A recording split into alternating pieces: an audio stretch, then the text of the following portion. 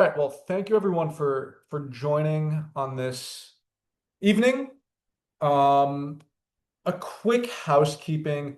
This should be about 20 minutes, maybe even less, so a nice quick hitting session. If you have questions, feel free to just drop them in the chat as they come up, and at the end we'll have some Q&A, if there are. We'll also be sending this recording around, so if you have to leave, no worries. We should get that recording out by tomorrow. Um, and with that being said, let's dive in to the case acceptance playbook, how to measure it right, and then move it.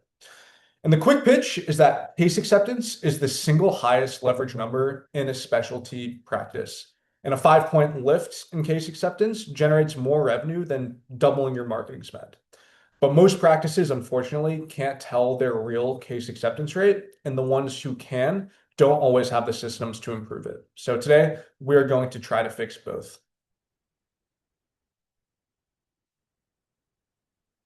So here's the problem in one sentence. Most practices don't know their real case acceptance rate. They know a number, and it's usually wrong. So they're trying to improve something that they can't actually measure, which of course makes it super difficult. This means that before we talk about moving the rate and improving it, we have to talk about measuring this rate. Because if the math is broken, every improvement you think you're making is just noise. So here's the agenda.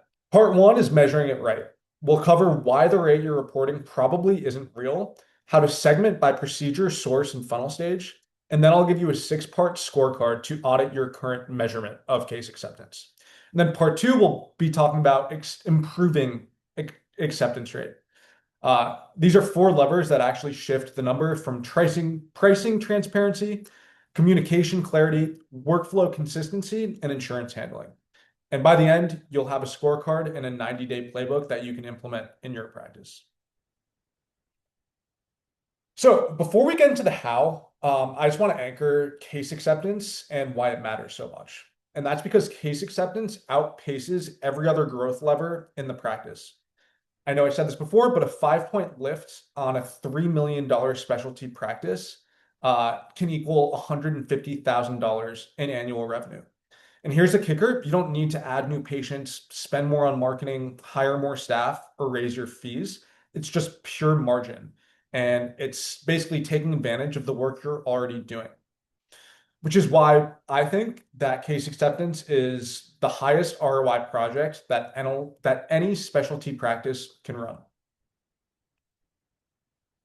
All right, so part one, measure right. There are 4 numbers in a case acceptance funnel. 1 is presented, so the plan was explained with a cost. 2 is accepted, the patient verbally said yes. 3rd is booked, so the appointment is on the schedule. And then 4th is completed, the treatment was delivered and revenue was collected. Unfortunately, most practices only track one of these, usually accepted, and usually verbally at the front desk. And here's the insight you need to remember. The gap between accepted and completed is where the money lives. Patients say yes and then ghost. And if you're not tracking all 4 of these parts, then you're flying blind on the biggest leak in your practice. So this is the slide that breaks a lot of mental models. Acceptance rate vary by as much as 40 points depending on the procedure. A 3rd molar extraction closes at, on average, 92%. Single implants, 78. Bone graft plus implant drops to 64. And a full arch, all on X, 48%. A standalone sinus lift, only 41%. So obviously huge differences between these. If you're reporting a blended rate across all procedures, you're hiding the real story. And you might have a great extraction close rate, propping up a terrible full arch rate, or the opposite. So you really need to be looking at your procedures, what has a better acceptance rate than the others. The takeaway here is you need to measure the rate on your highest value procedures and ignore the blended average because it really does not tell you much. And of course, you need to track this over time. So this is the same idea, but in a different cut. The sources change everything. Same procedure, same price with a very different close rate. Past patient referrals typically close highest. They're pre-sold by someone they trust, like GP referrals. separately, GP referrals, excuse me, are also pre-sold and they close fast. Specialist to specialist is also high trust and high close. Google and organic search tend to be price shopping, and their case acceptance tend to be lower. They're comparing you to three other practices. Insurance directory, coverage shopping, they're picking based on who's in network. Paid ads, longest objection cycle, excuse me, and typically lowest intent. So the homework is simple. Tag every new patient at intake with their source. And this is really a non-negotiable. If you're not segmenting by source, you're leaving the biggest lever on the table. And of course, you can use this case acceptance here to figure out where to spend your time. If the paid ad referrals you're getting are not closing at all, then invest less in paid ads and so on. All right, so putting it all together, this is the 6-part measurement scorecard. 1, you have to segment by procedure type, at least 7 buckets. 2, segment by referral source, at least 5 buckets. 3, track across 4 funnel stages that we described earlier. 4, pending cases resolved within 30 days. 5, measured monthly, trended quarterly. And 6, benchmarked against procedure level norms. And if you're missing 3 or 4, your current rate, we can say, is fiction. And you have to fix the math before you actually fix your case acceptance rate. So now let's pivot a bit. We talked about measuring, and that's the foundation. And now we want to build on it and talk about 4 levers that actually move the case acceptance rate. So lever 1 is pricing transparency. And here you want to kill the "we'll get back to you" moment. Here's the problem. Patients who leave without a real out-of-pocket number convert at half the rate. Half. Every time a patient walks out of a consult without a real number, you've handed them permission to disappear. And because the second they're in the car, the conversation becomes abstract. Here's the fix. You have to generate a full estimate before the patient stands up. Procedure codes, insurance coverage check, out-of-pocket number, financing options. All 4 in their hand before they leave should be the goal. The typical lift you can expect when you provide this is 8 to 15 points on an implant and bone graft cases. This one change done consistently is the single highest ROI intervention that you can take. Level 2 is communication clarity. And here you want to show, don't tell. Here's what most practices do. A surgeon presents the plan. They explain verbally what they're going to do. In technical terms, potentially show an X-ray on the wall, and a patient nods politely, leaving unsure, and then doesn't book. Here's what actually converts. Teach the problem before you sell the solution with a visual walkthrough using the patient's own imaging. Here you want to be sure to use plain language so they understand what's going on and not use jargon, and also show a side-by-side view with their current state versus their proposed state. Then here's the critical step. Have the patient repeat the problem back to you in their own words. Because if the patient can't explain the problem to their spouse in the car on the way home, they likely won't accept the treatment. So comprehension really is the close here. Level 3 is workflow consistency. Patients read your workflow as a trust signal, whether you're realizing it or not. Here are 5 things that patients are watching. They want their intake to be digital and painless. Forms online with 0 redundancy at check-in.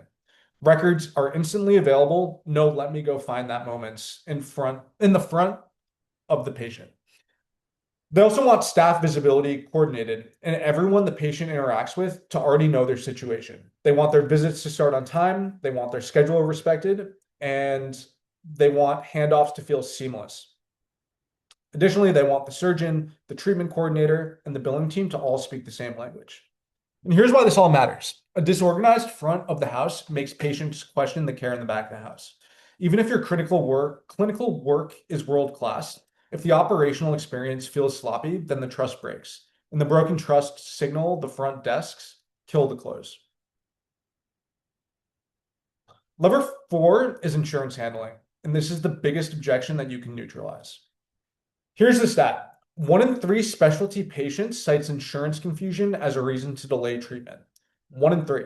That's not a clinical objection. That's not a pricing objection. It's a clarity objection, and it's fully fixable. So here's the playbook. Real-time eligibility check at intake. Itemized breakdown. What insurance pays, what the patient owes, and cross-coding for medical plus dental when applicable. which is huge for implants and bone grafts. Same day claim submission, not weekend batches, and an itemized receipt in the patient's hand before they leave. Here's the thinking. Remove the insurance objection and the decision collapses down to one question. Do I want this treatment? That's the one question you want them answering, not will I be haggling for insurance after the fact? So let's put it all together.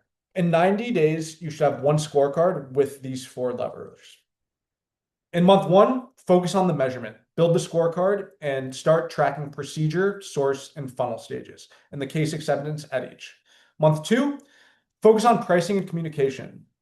Estimate on every consult, comprehension check, on every close. In month three, workflow and insurance. Consolidate intake and neutralize the coverage objection.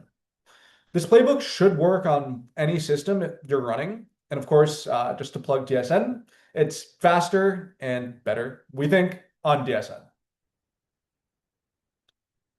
So 5 quick takeaways, and then we'll open it up to questions on what to do this week. Again, audit your reporting against the 6-point scorecard.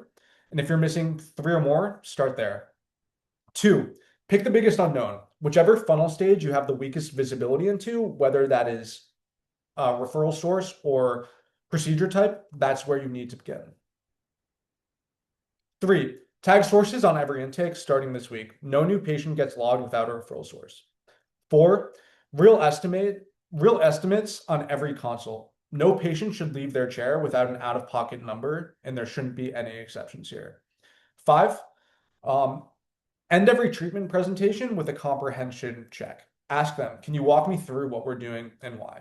And if you do all those 5 things this week, you'll see movement inside the month.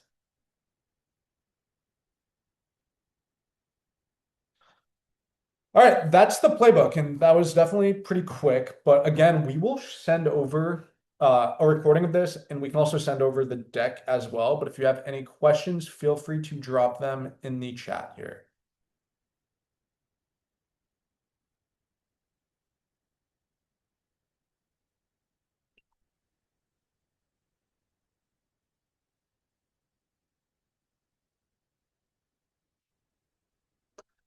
Not seeing many questions.